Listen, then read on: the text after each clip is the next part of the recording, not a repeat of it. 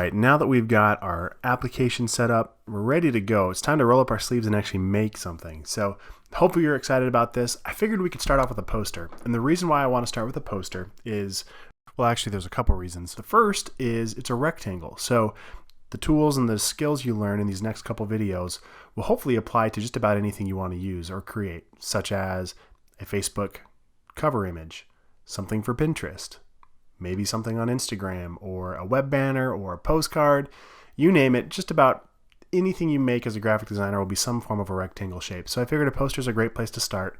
Also, number two, I want to make something that teaches you these skills, but is also practical that you could actually use right away. So while I'm going to give you some assets to work with if you don't have anything, feel free to deviate and create something that's helpful for you. So maybe it's something you want to sell. You could create a for sale poster and put it up at a coffee shop. Maybe you want to promote a social cause or an event of some kind.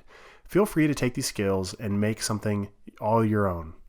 All right, the other thing I want to do is, as we're learning some graphic design principles and elements, I also want to teach you how to use the software. So it's going to be a mashup of both skills and techniques as well as theory. So let's go ahead and dive right in. Start off by opening Photoshop. In this case, I'm just going to click on the icon on my dock to launch Photoshop. Once you have Photoshop open, it's most likely going to look like this. This is a little update just to keep this course current. So this is the screen currently, the home screen for Adobe Photoshop CC 2018. I'm going to go ahead and splice this in between the rest of this video because in the later part of this video I've got some great content to walk you through as well, but I want to make sure that you're not confused and seeing something different when you start this course. So when you get to this landing page, there's only a few things you really need to worry about. Right now we're under the Work tab, but there's also this Learn tab, and this is really helpful if you want to continue learning on your own. There's a lot of great tutorials and lessons from Photoshop, so you can click on any of these images and follow those tutorials as necessary. I'll click back on the Work tab, and really all you're going to want to worry about right now is creating a new file. So over here on the left I've got this Create New button. And it opens up the new document window. And there's a lot of great stuff hidden in here. You wouldn't think so, but if you click on any one of these tabs, let's say you want to start a new web project. I can click on this web tab, and it gives you the most common preset sizes that you could click on to get right into a project. And when I click on any one of these, you'll notice on the right-hand side, it updates the size of my document and the resolution and the color modes. All things we'll discuss very shortly.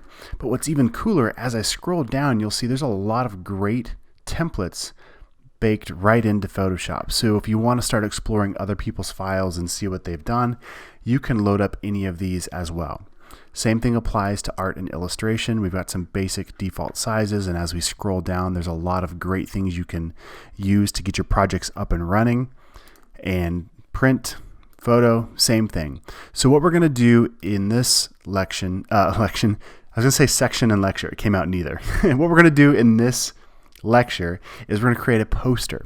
So you could start by clicking on this tabloid size. It's going to give us 11 inches wide by 17 inches tall. It sets the resolution to 300 dpi, and our color mode is currently in RGB. We're going to want to set this to CMYK before we go to press with this. And what I'm going to do now is go ahead and pause this video, this update to this video, and splice it back to where I explain all of this. It'll make sense in a second, but I just want to make sure that you guys are seeing the most current updates from Adobe. All right, let's go ahead and define and talk about resolution first. So this is a term you're going to use universally no matter what application you're using, so it's important that we get this before we get too far down the road. So resolution, it's a measurement of the output quality of an image. Usually it's in terms of samples, pixels, dots, or lines per inch. The terminology varies depending on the intended output device. So for example, if we were going to talk about screen resolution, we talk about PPI, or pixels per inch. If we're going to talk about print, in this case our poster, it would be DPI, or dots per inch, basically dots of color, dots of ink on the page. So for every inch, how many dots of there? So every square inch. So in this case, 300 dots for every square inch on our paper. Often images are referred to as high resolution, or high res, or low resolution, low res. So this poster is going to be a high resolution file. It's going to have 300 dots per inch, whereas some of the web-based projects we'll do down the road will be a low res at 72 dots per inch. So if you tried to print that low res image and there's only 72 dots per inch, it's going to look really jagged and what we call pixelated, where it doesn't look smooth and the colors don't look very good. Now at a distance it might look fine, and that's actually a trick we use with banner design or bus wraps or things that have to be really, really big. If you get up really close and look at those print projects, you'll notice you can see the dots. They're actually printed low res, and the reason is because your viewing distance is so far back, your eyes actually blend those colors together. If we tried to print a high resolution file at 300 dpi and it was huge, like the size of a bus wrap, the file would be so big your computer would crash to get it out. So we use a low res file so that way it doesn't get too big, so you can print it, and then we let our eyes blend it at a distance. So hopefully that clears up resolution. Now let's go ahead and talk a little bit about the color modes. The reason why this is important is because we have two different mediums we're working with. You're either working with screen or you're working with print, and they both handle colors very differently. So unfortunately, you're designing on a computer and it's shining light into your eyes.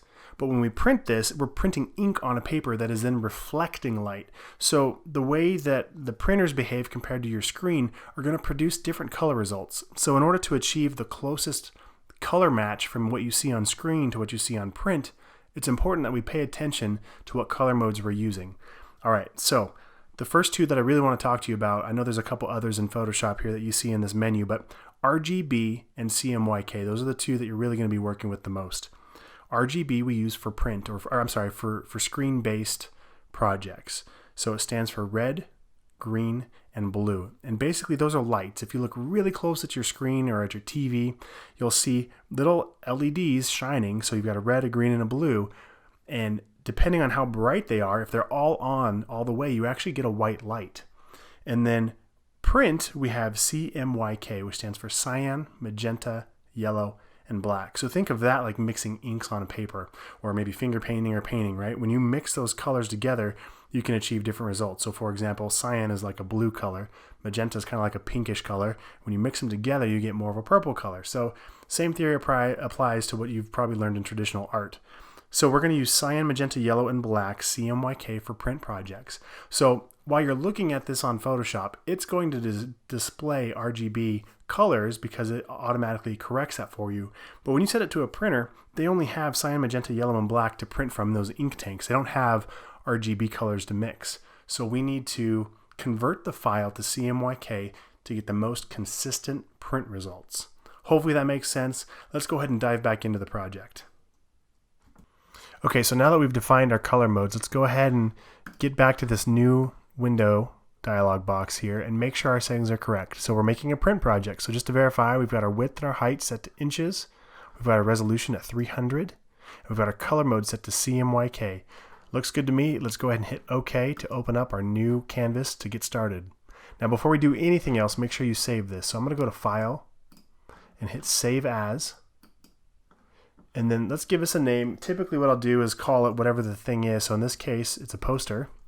And then I might even give it the size too. So this one's going to be 11 by 17. And then when we make other sizes, I might name it 8.5 by 11 or whatever, just so it's easy to tell what I'm making right out of the gate. Make sure your format is set to Photoshop. That way you can come back and edit it later. When we're all said and done, you can export things like JPEGs or TIFFs or different file formats, but we want to leave this as a native Photoshop file so we can come back and make edits over time. Now, I've already got a folder on my desktop called Poster, and I structure my files like this. You don't have to yet. We'll talk more about this as we go, but set up your design. I've got mine in a design files folder, and I put it in a folder called PSD. So these are all of my design files that I need to make this project. My file sent is where I put things when it's ready to go and I've sent the project to print or to a client. And then my assets folder is where I collect ideas and photos and fonts and things like that. So we'll talk more about that as we go, but for right now, I'm just put this in my design files folder called PSD. I named it poster 11 by 17, and I will go ahead and hit save. Okay, this is a great place for us to push pause, and we'll go ahead and start pushing pixels around in the next video.